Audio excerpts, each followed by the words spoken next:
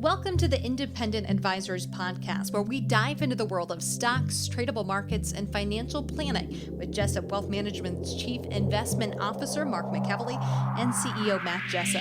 You'll hear tips, tricks, and strategies to address your financial well-being, and most importantly, conveyed in a way that everyone can understand. Here are your hosts, Mark and Matt. Hey everyone, welcome to episode 300. Yes, that's 300 of the Independent Advisors Podcast, where Matt Jessup and I, Mark McEvely, bring you everything you need to know from the past week in the world of financial markets and financial planning. So instead of our normal good morning, Matt, good afternoon. That's right. It is after 4. The market is closed. I am sipping on a cocktail here, and I think this is going to be a lively podcast. Yeah, it should be. We obviously are celebrating another milestone for the Independent Advisors Podcast today with a special episode that has a little bit of a different format. So as Matt said, we are recording this episode after hours and enjoying an adult beverage while doing so, and hopefully that might make the banter and conversation a little more lively. So we'll talk about a couple of headlines here to start off, and then just get into some personal fun questions that maybe listeners would find enjoyable. So before we get into this week's show, if you've been enjoying the Independent Advisors Podcast for a while now and want to take the next step in your financial journey, I'd encourage you to head to our website, jessupwealthmanagement.com. Matt offers a 15-minute initial call where you can discuss your financial goals and see if JWM is a good fit for your needs. Scheduling is easy once you land at jessupwealthmanagement.com. Just click Schedule Initial Call and select a time that works best for you. There's a quick survey to fill out that will help guide the conversation and ensure your time is used efficiently. If you're ready to learn more, visit jessupwealthmanagement.com and book your call today. Also, to celebrate the 300th episode of the Independent Advisors Podcast, we're giving away a $100 gift card. And the winner of this gift card gets a choice to either Starbucks or Amazon. So Starbucks, that would buy a lot of coffee. Well, a lot of coffee fixes right there. One lucky winner will be randomly selected from our YouTube subscriber list and announced on Monday, May 19th. Subscribe to our channel, Jessup Wealth Management, Inc., for your chance to win. And if you are already a subscriber, you're automatically entered. Good luck, and thank you for being a part of our journey. And here's to the next 300 episodes after this. It's going to be fun. As always, we will quickly review the month-to-date and year-to-date performance of the major market indices that we track. This data is from Y-Charts, and as of the market close on May 14th. S&P 500 index is up 5.7% for the month of May, and shockingly, Matt, now positive by 0.1% year to date. If you just imagine if you woke up today. If you went to sleep December 31st and woke up today, like, 0.1%. I guess it's been a little bit of a kind of a nothing year. Yeah, maybe there's been some ups and downs, and hasn't been too bad. Oh my goodness gracious! Yeah, it's quite the difference there. Yep. Dow Jones Industrial Average up 3.6% for the month and down 0.9% for the year. The NASDAQ Composite Index up 9% for the month and down 1.6% for the year. The Russell 2000 Small Cap Index up 7.1% for the month and down 5.6% for the year. And the Vanguard All World ex-United States ETF is up 2.9% for the month and up 11.8% for the year. 3-month Treasury rate at 4.42%, the 2-year Treasury rate at 3.98%, and the 10-year rate at 4.45%. Moving on to just a couple brief headlines and current events from the past week. Obviously, the biggie, Matt, is the U.S. and China temporary trade deal, I think is a good way to say it, was announced. So I don't think people thought they could come to that agreement in 2 days. Did you? No. And as we previewed in last week's episode, the U.S. and China were holding trade negotiations in Geneva, and they announced on Monday of this week that they reached an agreement on tariffs for at least the next 90 days. The U.S. is dropping their tariffs or our tariffs to 30% from 145%, and China dropping their tariffs to 10% from 125%. So stocks rallied hard, obviously, on this news on Monday, and that actually spilled over into a strong day Tuesday. And the NASDAQ was positive again as we are recording this on Wednesday. So it was definitely a huge driver of market performance over the past couple of days. Absolutely. I want to say we're 6 now consecutive positive days for the NASDAQ composite, because it was 5 yesterday. Yeah, we're at 6 now. Yeah, which is pretty uncommon. So very uncommon. Obviously, still a lot of time for them to hammer out some sort of permanent deal. Again, this is only for the next 90 days, so hopefully something more longer term can get done. The more clarity that and certainty the administration can provide the markets, I think that will have a direct effect on bringing volatility down. Is that a appropriate way of saying it, Mark? Yeah, I would agree. Okay. I would agree. Lastly, House Republicans revealed their initial tax plan to extend the Trump administration's expiring tax cuts that were enacted in 2017.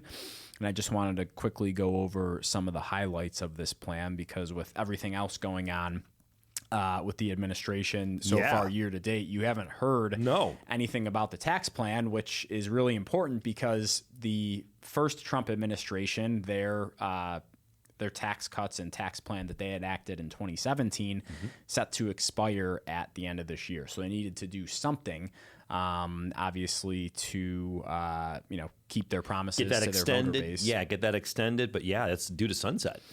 So some of the big ones that came out of this, again, this is just the initial plan. There's going to be several revisions to this before it actually gets voted on and enacted, I'm sure. Yep. But first, state and local tax deduction cap is raised from $10,000 to $30,000. Love that. Yeah, that's big. That was one of the complaints, I think, about the 2017 Tax Cuts and Jobs Act, was that deduction was pretty low.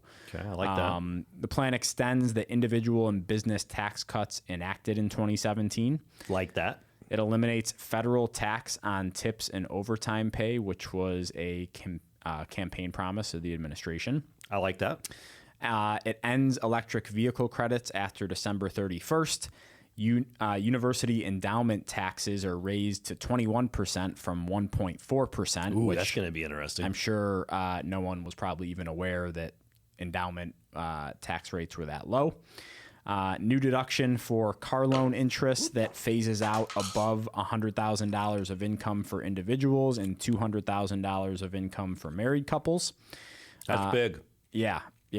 An additional $4,000 in standard deduction for people 65 and older that phases out above $70,000 in income for individuals. And I like that. $150,000 for married couples filing a joint tax return. Child tax credit and standard deductions temporarily will be boosted, although the details have not been disclosed yet. And then a new $1,000 tax-preferred savings account for children born between 2025 and 2028. So let's get those birth rates up. Yeah, having children the next couple of years would be a good time to do it. So again, this has not been enacted, has not been voted on. It is the initial plan, so I would expect a lot of changes before this gets signed into law. So a good first step, because we're down to another 7 months before the 2017 TCJA expires. Very interesting. So, and not being talked about a lot. No, not being talked about. There's been just a couple other minor things that people have been focused on over the past couple of weeks. That's well said. So I'll turn it over to you. I know you came up with some questions for us to talk about today. It's going to be more of a personal show, and us kind of deviating away from our normal schedule of events and routine here. Yes. So what I'd like to start off by saying is have 8 roundtable questions that you and I are going to talk through, and then it's going to be more after that of a lightning round. More, you can only answer one of 2 ways. And I think it'll be a fun way for not only our legacy listeners, but our newer listeners to get to know you and me on a more personal level, which I know there's always a desire for that amongst our listener and viewer base. So let's just get right into it. I get asked a lot, how do you prepare for this podcast? And we obviously been doing it episode 300. We've been doing this for a while. So I'll let you start, Mark, out of respect. How do you prep for the podcast? What's your podcast prep routine? Any weird rituals or must-haves that you do every week? Yeah, I think for me, it's pretty simple. I'm always reading and have my curated list of research that I am reading every week, whether that's during the workday or on the weekends or at night after Mia goes to bed. So I just honestly have a shortcut on my phone that if I'm reading something that I like that I think will be useful to share on the podcast, I will email that to myself very quickly. Yep. I have a folder that all my podcast research goes into, and then during the week, at the end of, let's say, for example, this week, either Thursday or Friday, I will prepare my talking points for the following week's episode. So, yes, pretty simple pretty simple process. And it's a culmination of people posting stuff on X and email newsletters that I subscribe to, and then some other independent research that I just go ahead and email myself. All right. I'm very similar, but it's evolved over the years. So at the beginning of the podcast, many, many years ago, pre-pandemic, I would put a lot of prep in a full week in advance. I'm to the point where I am usually the last to submit their notes, I would say. And my biggest problem is I'll be set. If we're going to tape usually on a Thursday morning at 9 a.m., and Jenna's ready for us, I'm the person that if I get in the office at 8:30, I'm like, I know I pick 4 things, but I think I need to jolt 2 and add 2 new because they're more relevant and timely right now. So I'm usually the guy who is adding stuff last minute and trying to throw some zingers out there. And I'm always trying to come up with information or a narrative about the market that is underneath the surface that I could foresee with my years of experience. Hey, this is going to be talked about in a month. I can see it on the horizon. Let's get ahead of it. And that's one thing I'm very proud about with the podcast is I think you and I do a very good job, Mark, in dissecting the market and in telling listeners and viewers not only what's being talked about today, but hey, keep your ears up. This is where I think the puck is going. And more often than not, we're not right all the time, but we've been ahead of a lot of things over the years. Yeah. Yeah, it's great. Any weird rituals you have? Rituals? No, I don't think so. There's sometimes where I see some stuff on X, and even though it's cited and sourced, it might come from a crazy tagline. There's no way on the podcast because I have to do it legitimately, right? I got to say what the source is. Yeah. There's no way I could quote. I remember a couple times I was quoting Wall Street Jesus. Right. A couple of good Twitter X handles out there. Right. But yeah, you find, I think just, from being in the industry for as long as we've been in, you just find people who, number one, you can trust, 2 people that you've talked to, where they're getting their data from. Yeah. And that helps kind of curate your list of people that, we share their work on this episode, and it's no secret that list is repetitive on this show, and that's by design, I think, because there is a lot of data out there that is not good data, right? I agree. And you want to make sure that you're doing the best to comb through that to make sure that it's all accurate information that you're sharing. I always like having what I call my canaries in the coal mine as well. So there is some pretty consistent bears that I follow online, and when they start to get boisterous, that's when I know we're getting close to a turn in the market. Right. And I'm not talking just recently. I'm talking in general. Because once they start getting really confident, I'm like, okay, we're getting close to a short-term turn in the market. And it just made me think of I saw this earlier today. I guess on one of Jim Cramer's shows over the past couple of weeks, he said that it was this sell-off that we had back in early April was going to be like the 1987 Black Monday. Yes. So there's a Twitter account that's called the Inverse Cramer that says, you cannot make this up. Jim Cramer's 1987 Black Monday prediction was the exact market bottom. NASDAQ is up 24% since. He is the single greatest indicator known to mankind. So this He said, Jim Cramer warns of potential Black Monday consistently, Mark. stock crash. And that was literally on April 7th when the market bottomed this year. I'm not trying to throw stones at this, but you got to call a spade a spade. I mean, the consistency. You got to give him credit for the consistency. It is impressive. It's pretty impressive. It's impressive. So, all right, next question. What capabilities or features do you think the Independent Advisors podcast is going to have when we hit the 500 episode threshold? What's on your wish list? Man, that's a good question. We've always wanted to do like live podcast episodes. So I think it'd be cool to either do it here in Dayton or travel around and do some live Q&A. Maybe go through a couple of curated pieces of research that we have prepared, and then from there just open it up. Yep. I think that would be really interesting because at that point we're just flying by the seat of our pants, right? We don't have anything prepared to talk about, and it's just giving our honest and raw opinions on things. But other than that, interested to see what AI does to the podcasting industry over the next couple of years. Interesting. I'm sure it'll make our lives easier from a prep standpoint, but just interested to see how that's going to affect just the broader podcast industry.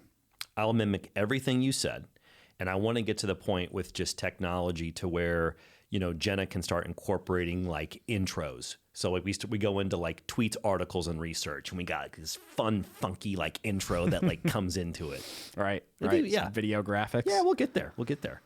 All right, let's continue with the roundtable questions. Favorite investment quote and why?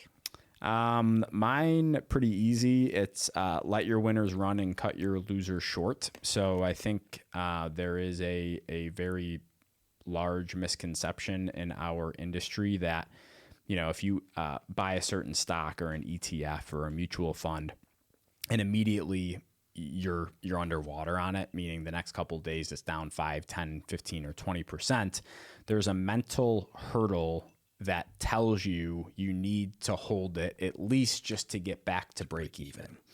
And I think that does more harm than good for a lot of people. And that's why it's good to have rules in place that, for example, if you enter a trade and it's down 20%, then you just go ahead and sell it and cut your loser short, because that 20% loss can very easily turn into a 40% loss, then a 60% loss.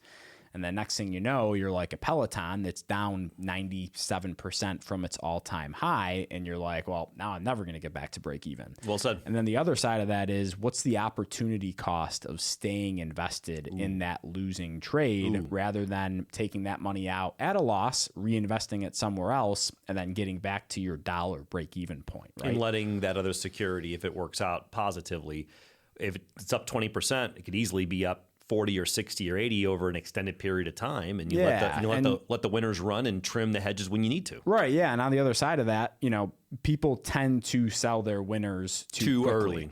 They're up 20% or up 50%, and then they sell it, and then it keeps running another 100%. So, how do you think 20% winners turn into 2,000% winners? Like we've seen, like 10, 20 bangers. Not a recommendation for and against this stock, but Nvidia, for example. Yeah, it's hot in the news. I think it's a relevant one to throw out there as an example. So that's something that I try to live by every single day. All right, for me, things are never as bad as they seem, and they're never as good as they seem. If you just take that, not only I think in the investing world, but just life in general, I try to it helps me stay grounded at times on both ends. And I'm going to cheat and give you a second. I just like the old Wall Street adage of you got to buy when there's blood in the streets. And I'm not sure if that's a specific Buffett quote or Buffett got that from someone else. But, in my, 25 plus year career, when you look back, it's like buying when there's blood in the streets. It is very hard and unpopular to do, but in retrospect tends to be a good decision. Yeah, and we just went through a period where it was, very uncomfortable to buy in early April, right? Yep. And things always seem like at the time that it's the worst it's ever been, and it's never going to get better, right? Yep. So we just went through this just a month and a half ago, We went through it during 2022. We went through it during COVID. You went through it during the Great Financial Crisis, which I think kind of trumps everything that we've been through over the past decade. Yep. And that's, the global financial system on the verge of collapse. That's just about as bad as it can get. Yeah, it right? doesn't get any worse. And yet still the market has recovered and made investors a lot of money since then. So I truly think that, unless the world is truly coming to an end, markets are always going to recover. You just have to have the patience and discipline to sit through those tough times. Well said. Biggest investment myth you wish would just die already? Mine's the recommendation of buying low and selling high, because there's nothing else to it. So what's low? Buying low to me could mean something else, or could have a different meaning than buying low to you or to Jenna or to anybody else. So what is define buying low and define selling high? Maybe high to me is a 30% gain, but high to you is a 3,000% gain. Well said. So I think it's something easy for people to latch onto that make it seem that investing is easy and there's no challenges that come along with it, but that's not the case at all. So I would have to say buy low and sell high, because also, if a stock is going to go to $100 per share, it first has to go to $20 per share, then $30 per share, then $60, $70, $80, $90 per share. And those incremental gains technically are easier than the first $10 gain. Right. Before it gets to 100. So, there's not enough context around that quote. Love it.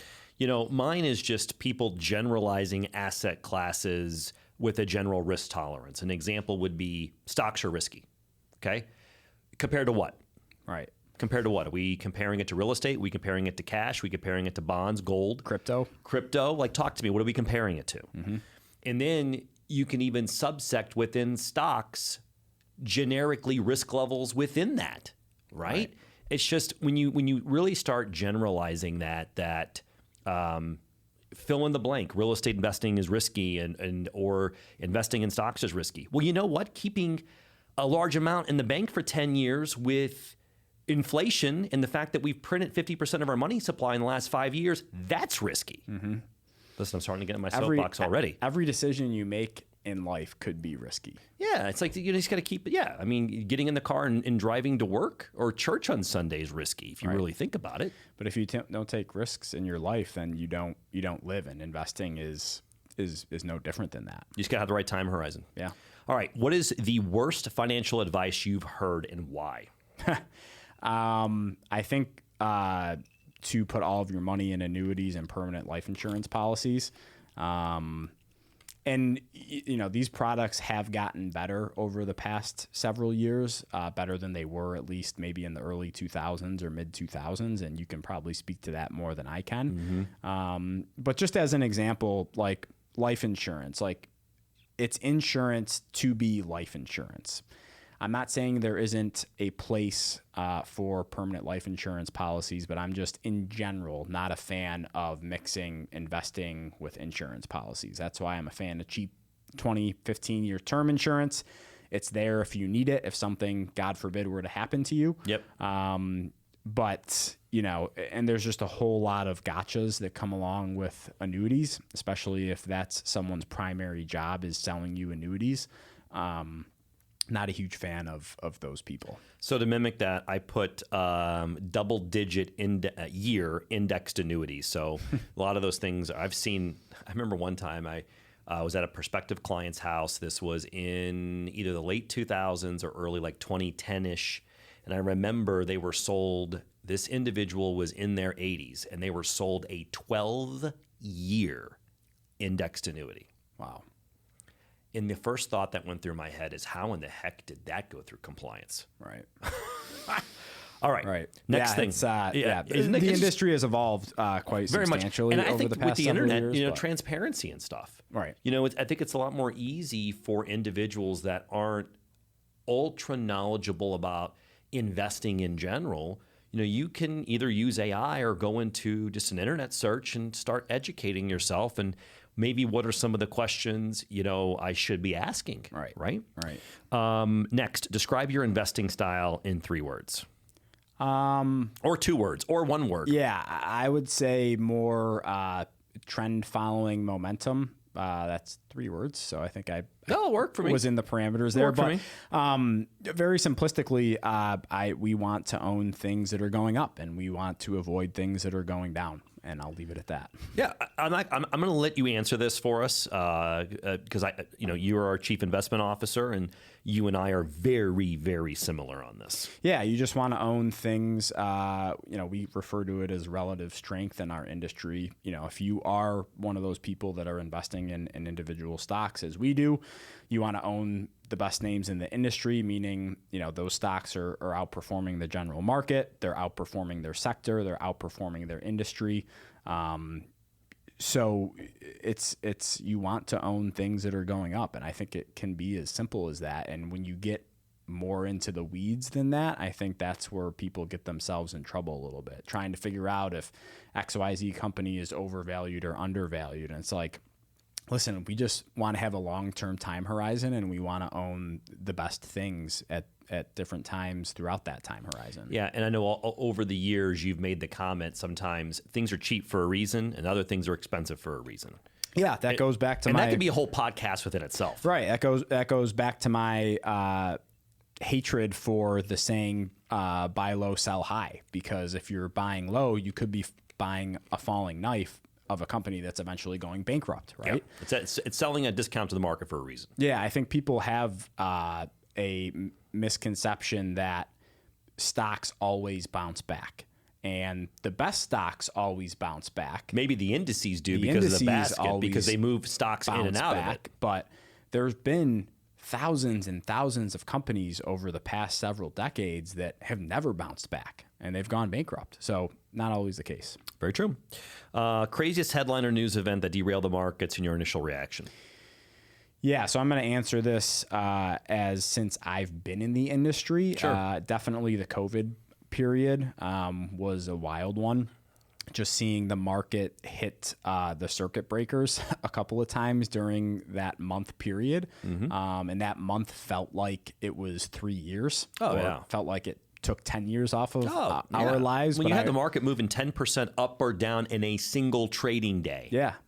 It was, I remember like in our offices, some days we were just left speechless, just like looking at each other, not saying anything, just like, what is happening, right? One thing I'm proud about is listeners can go back to our podcast recordings. We weren't on video at that time, but we were on audio. All that stuff is timestamped, and you can see exactly as we were communicating it. And in retrospect, we nailed that. Our analysis of the situation, I would say, in my professional opinion. Yeah, it was one of those times where you didn't think it could get much worse, and how was the market or the economy or just life in general going to get better? Yeah. It was hard to see past those couple of weeks, but 2020 ended up being a phenomenal year in the markets. We had a great year. And here we are again where, the market at one point this year was down. It was between 14 and 19%, and now we're back to break even just over a period of a couple of weeks. So 4.5 weeks. If you think you've seen the craziest thing happen, just wait a few more years. Oh, just wait. How about you? For me, it's definitely going to be TARP, fall of 2008. For newer listeners, just so I don't mess this up, I did pull it up. TARP stands for the Troubled Asset Relief Program. That's back in the days of just the craziness. Again, I would remember the trick would be if you got through the weekend and your terminal would log on Monday morning, you were in business for the week. Mm-hmm.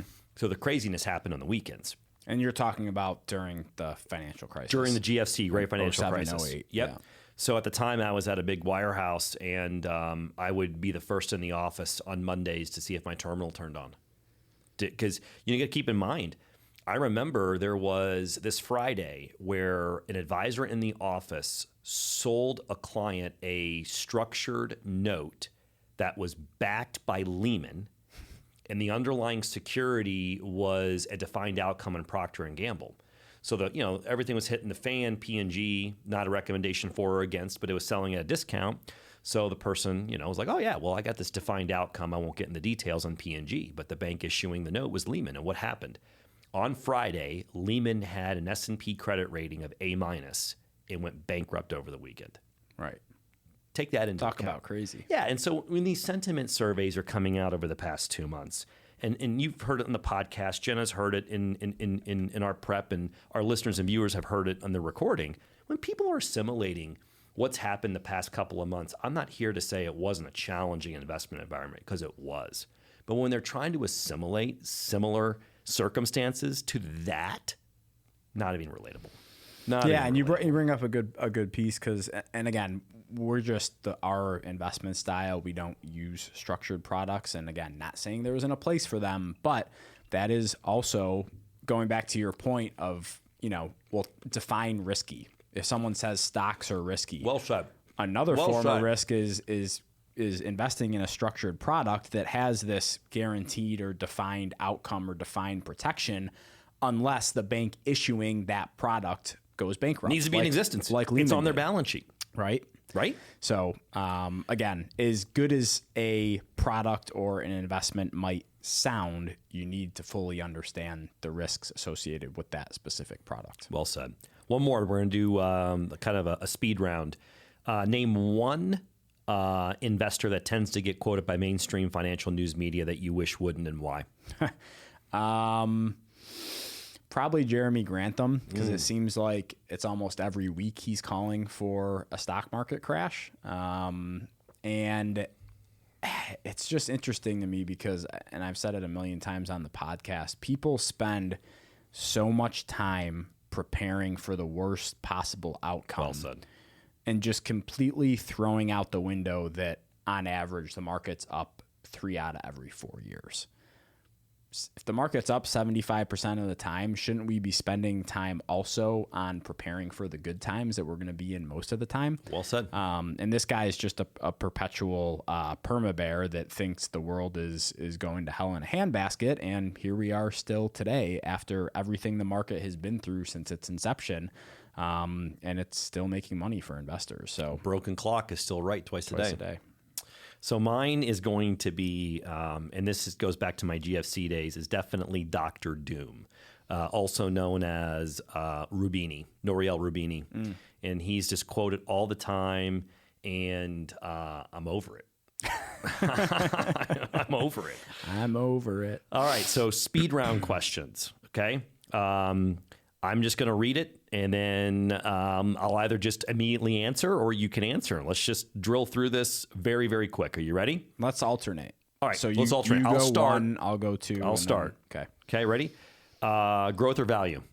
Agnostic, whatever's going up. Bonds or cash? Love that. Right now, cash. Okay. Bonds are Depends a lot of on- cross currents, baby. Depends on the Lots of environment. cross currents. Bull market or bear market for learning? I'm going to say bull market because we're in a bull market more often than we're in a bear market. Love it. ETF or mutual fund? ETF. I love the ability to trade during the day. Having when it's a mutual fund, it prices at 4. I don't get the price till 4. I think the mutual fund industry will slowly die and everything's going to be an ETF eventually. Yeah, and ETFs tend to be cheaper too. Rebalance frequency, monthly, quarterly, semi-annual, or annually, Mark? This is an interesting one. So not going to be a straightforward answer, but I just think whenever your risk tolerance is above or below the target range. So if you want to target a range of stock exposure between 75 or 85%, if that gets to where the point where stock is 90% of your portfolio or it's 50% of your portfolio, that's when you rebalance. I don't think you have to have a standard this time every single year. I think it's just dependent on the environment. I think people will be intrigued by that answer, by the way. Paper statement or digital only? I'm old school, baby. Send me the paper. Paper statement? Are you surprised by that? No, not at all. Coffee or tea? Definitely coffee. Definitely Would coffee. you drink tea? If you were over at my house and I'm like, hey, I got some tea, would you drink it? Are you going to respond? What's the show that's on Apple TV really hot, The Coach, the soccer coach? Oh, Ted Lasso? Yeah, you gonna pull like a Ted Lasso on me and like spit it out? I've just never been a big tea fan. The only time I drink tea is when I'm sick. It's called, it's literally called the throat coat. So when you have like a sore throat, I stock it at the house. That's the only time. Yeah. But I love my morning coffee. I have my whole coffee routine down. So it'd be very, very difficult for me to switch over. So, I learned recently when I traveled for work that I now make like an elaborate latte for me and Rachel, that the entire 4 days I was gone, Rachel didn't have any coffee. And she was so excited when I got back. I found out that she's like, yeah, it's a pain in the butt, but I love when Matt makes me the coffee. Right. It's easy for her when she's not the one making it. That's right. Early riser or snooze button abuser? Ooh. It's gotten worse. I definitely was an earlier riser when I was younger, and it's getting bad. I'm at least hit the snooze once right now. At least once. What's your average snooze hits? One, and I know it's 8 minutes, whatever the iPhone's like programmed to be. And what helps me is knowing I have deadlines. And so the deadline for me is usually getting the kids out the door. Got it. Yep. Got it. Podcast or book? Definitely podcast. I listen to podcasts all the time. How many podcasts do you regularly listen to? How many are we talking? Like my weekly. Yeah. What's your rotation? rotation? I don't need names. Just give me numbers. Yeah. Are we talking like 3 or 4 active, 5? 1, 2, 3. He has to think about it, Jenna. That's when you know it's a number. 5, 6. Bigger Six on a weekly. My over routine. under was going to be 5. Yeah. You're over. Yeah, I just for whatever reason, I just got sick of just listening to music. So I don't, if I'm in the car or if I'm working out or on a walk, pretty much exclusively listening to a podcast. And I've gotten comments from friends that I'm a psychopath for listening to podcasts when I work out. But it's just, I don't know, passes the time. Love it. So I'm here for it. Mac or PC? This is going to be a very maybe controversial statement, but I'm just going to say it. People who regularly use Macs are psychopaths. Okay? Reasoning. Give me the reasoning. Just the shortcuts. Like you can't do like Control V and Control C. It's like it is so unintuitive that like the iPhone is relatively intuitive. Okay? You get on a Mac, it's like a drunk person who's like, I think that's a good idea, designs it and forgets about it for a decade. It is so very hard to use. What's your opinion on There's no right click. Oh yeah, you're right. It's one button. I would argue like my 13-year-old is now using a PC because when you become a really big gamer, you got to do it in the PC, not on a traditional console. And he's like, Mom, I think I want to get a Mac. And I'm like, you do not want to get a Mac. You would not do well. So why do you think Apple is so good at phones and not great at computers? And then, PCs are great, but then your Androids of the world are it's like a second-class citizen to the iPhone. I don't know. That is a good question. So, for example, I'm in Dayton Rotary. It's a phenomenal organization. I usually volunteer to do the video for those on Zoom. So we have a mic, and when people are talking, those on Zoom, we usually have about 15 to 20 people on Zoom. And the phone that's supplied by the club is Android. And I'm telling you, it is hard to use. It is not intuitive. Yeah. It's worse than iPhone.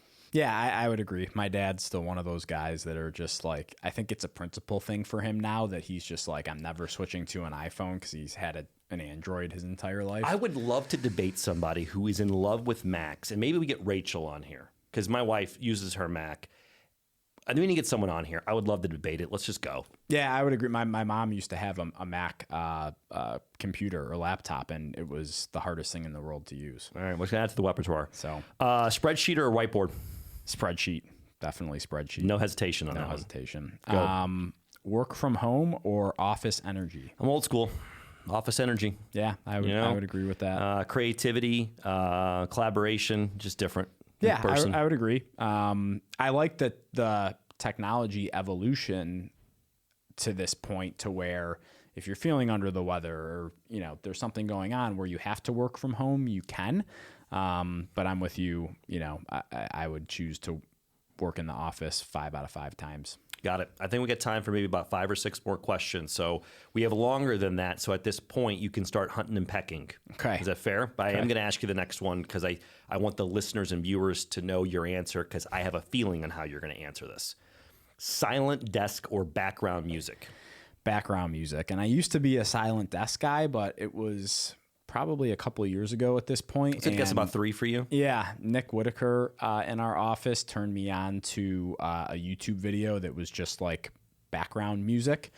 So then I took that to another level and downloaded like an app on my phone. He's dialed in, Jenna. That's like focus music. Yeah. And because I feel like the older and older I get, it's harder and harder for me to like focus, but this does it like right away for me. Interesting. And I know like people on our team, like probably think I'm crazy because I have like my headphones in like all day, every day, but that's the one thing that can get me like laser focused on what I need to do. I'm here for it. Warren Buffett or Charlie Munger? I'm glad I'm asking this question because I don't have an answer to this. Neither, really. I feel that their investment time horizon, how they invest, is very unorthodox for the average investor.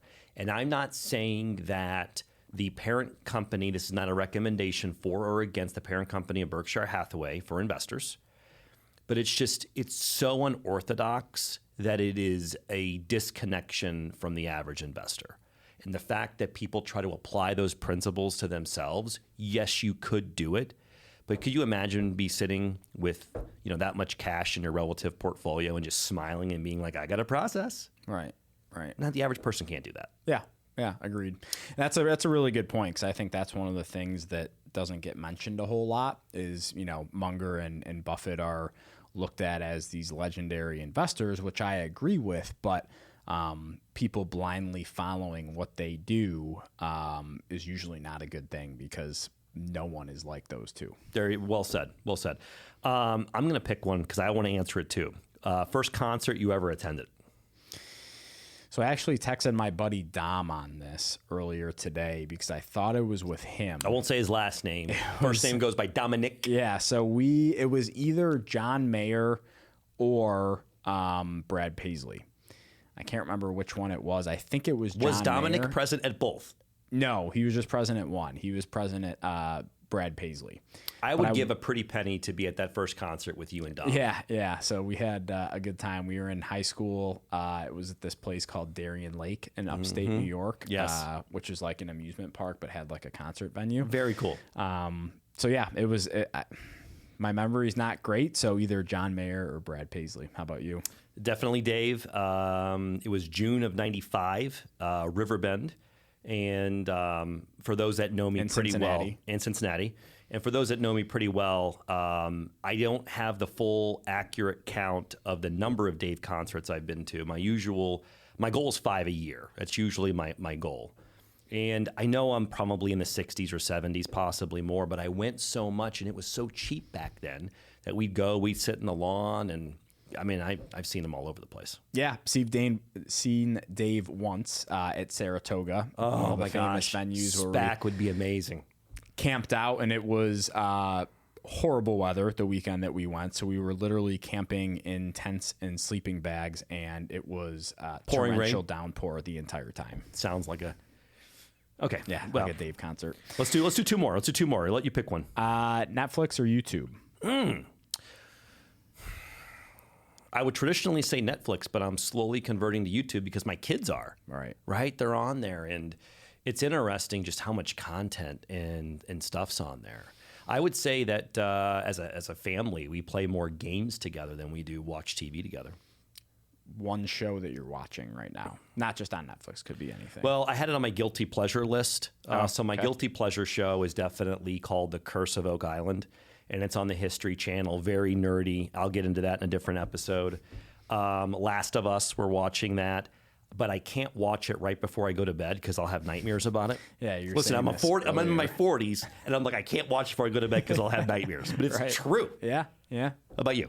Right now, it's called Your Friends and Neighbors. It's on Apple TV. It's with John Hamm. I'm going to check it out. He was worked at a hedge fund.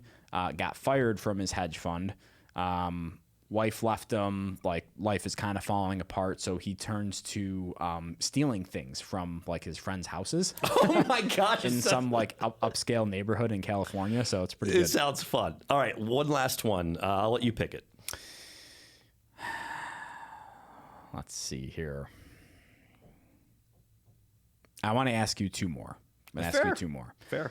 First is go-to karaoke song. Oh, this is easy, and you know the answer, but our viewers don't, and they're going to be shocked when they hear it.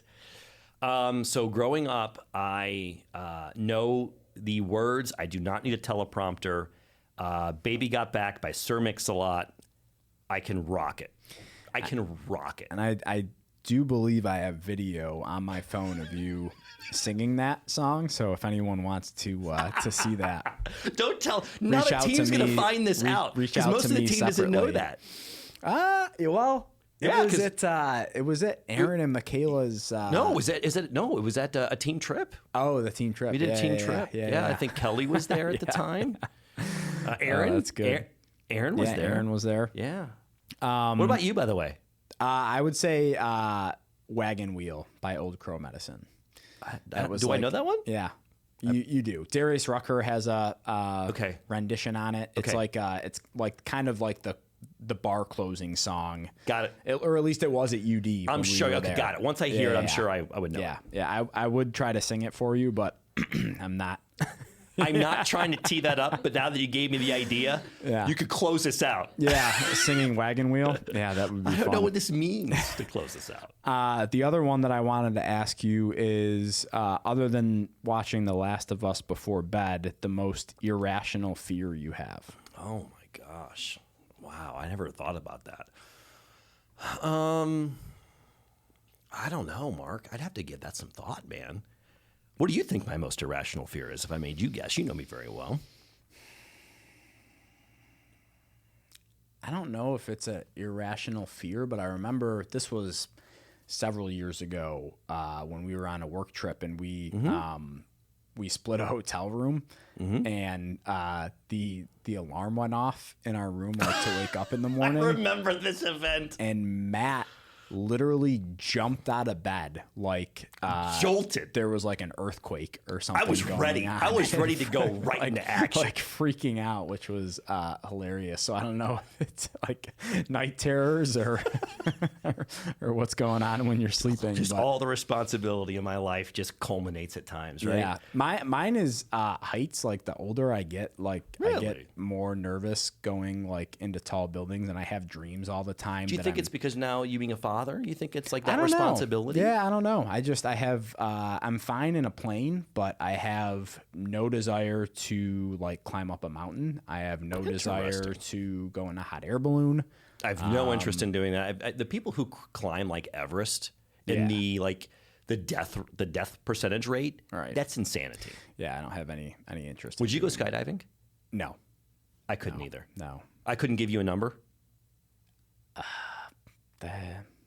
There's a price for everything, but it has to be a pretty high number. I think we could get to a number for both of us, but it would have to be very hefty. Yeah, there was a group of our friends. And we couldn't do it together.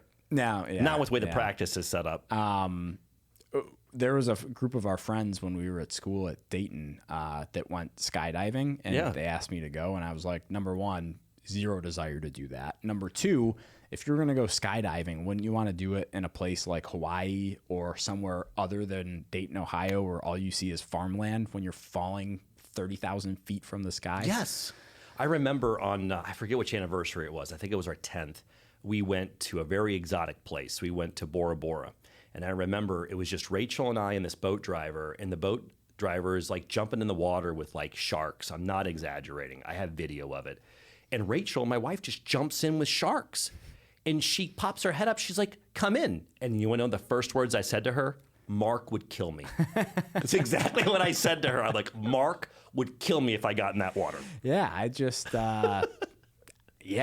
maybe we just don't have that pain threshold or DNA sequence that, we could just trust the process is going to happen. Yeah, it gives us joy off of doing those types of things. Maybe that's why our clients love us so much. Yeah, we're just more conservative by nature. There it is. There's nothing wrong with I that. think it's a good way to end the podcast. I would agree. So, thanks everyone for not only listening to this episode number 300, but listening to all the episodes leading up to this point.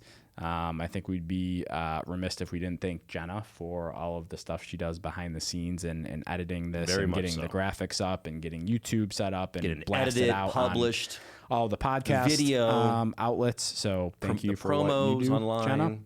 Jenna. And we're going to continue to do this probably until we can't anymore. So here's to the next 300 episodes.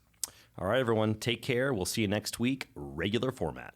Thank you for listening to the Independent Advisors Podcast. If you're interested in hearing more, hit the subscribe button so you can be notified every time a new episode gets released. Feel free to share with friends, family, and follow us on Twitter at Jessup Wealth, Facebook, and LinkedIn.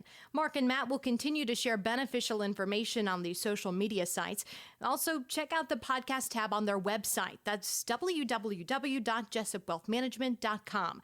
There you'll find links to every episode of the Independent Advisors. Have questions or topics you want to discuss on the show? Message us on Twitter, LinkedIn, or send an email with the words questions and topics in the subject line to inquiries@jessupwealthmanagement.com. We'll talk about it right here on the podcast. Certain sections of this commentary may contain forward-looking statements based on reasonable expectations, estimates, projections, and assumptions. Forward-looking statements are not guarantees of future performance and involve certain risks and uncertainties which are difficult to predict. All indices are unmanaged and are not available for direct investment by the public. Past performance is not indicative of future results. This podcast is provided for general informational purposes only and does not constitute either tax, legal, or financial advice. Although we do go to great lengths to make sure our information is accurate and useful, we recommend you consult a tax preparer, professional tax advisor, financial advisor, or lawyer regarding your specific circumstances. Investing involves risk, including the loss of principal. No strategy can guarantee any objective or goal will be achieved.